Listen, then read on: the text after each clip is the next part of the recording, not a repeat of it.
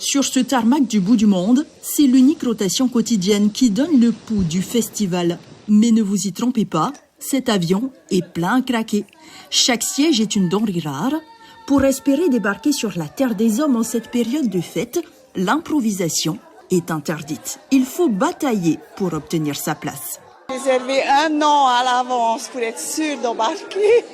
C'est un événement que vous ne vouliez pas manquer.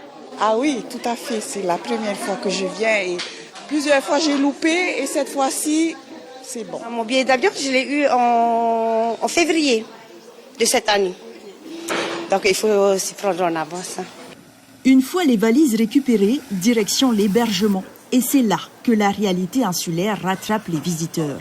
Le parc hôtelier n'est pas extensible et face à l'affluence record, trouver un lit relève parfois du parcours du combattant. Ce couple de visiteurs a réservé son séjour il y a 2 ans. Très compliqué parce qu'il n'y a pas énormément de place sur l'île, c'est une petite île.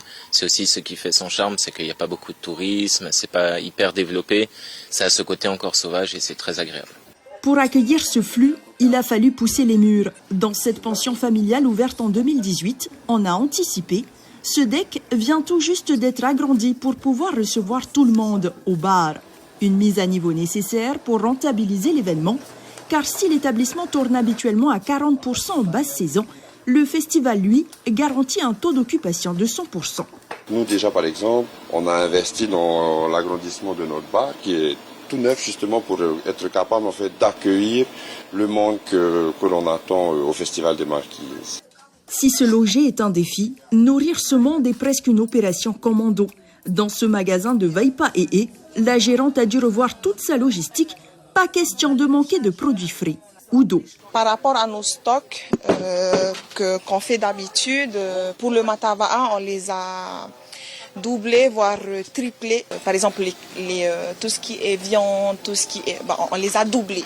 Pas forcément des produits en particulier. Mais le baromètre le plus fiable de cette surchauffe économique se trouve ici, au milieu des sacs de farine. En temps normal, la boulangerie consomme 50 sacs sur une douzaine de jours. Pour ce festival, il en faut 180. La production quotidienne a explosé.